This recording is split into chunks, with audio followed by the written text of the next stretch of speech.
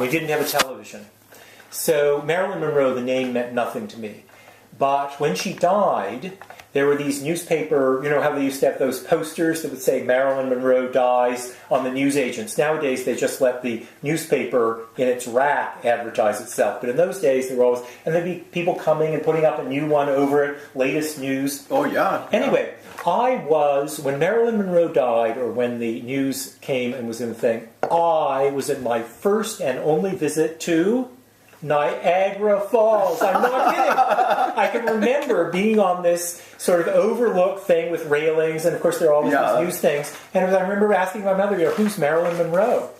So anyway, the great thing, I now can appreciate the whole story of the storm, because there is the sound of running water just constantly. But it's such a hokey movie. The boat that almost crashes, and you can see it's just a little boat this big against a little toy rock.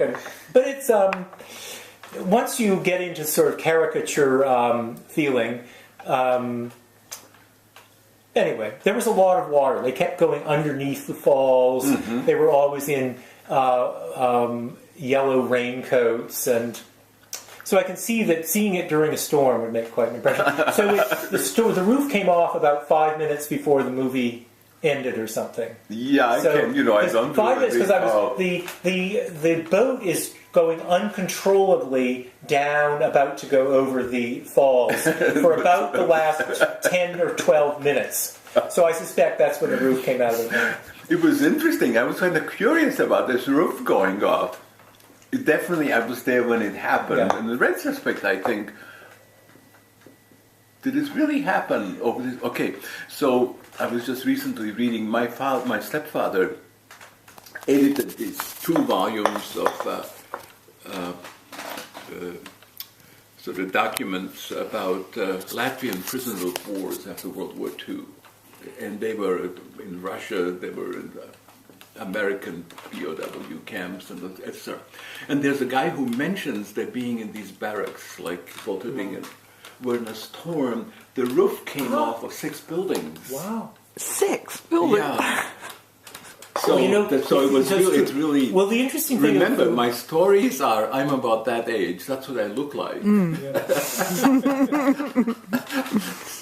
Yeah. Anyway, so it really happened, Yeah. Well, in those old buildings, people were just relying on gravity. You've got this, you bring up the walls, and you've got the thing, and you go plump. You probably noticed when they reinforce. In fact, this building, when we bought it, had no reinforcement of the roof. The roof was essentially just sitting on top of the walls. And then you've probably seen them at Ace Hardware or something, these galvanized metal things that curve like this and go around, and it cradles a... not a stud, what are those other things called? The joists. So you have a joist, and it cradles around the joist and goes up and nails into the roof. So we, the men immediately, carpenters, immediately put these on all the things, because they said, your roof is, it hasn't fallen off in 150 years, but still, they just didn't do it in the old days.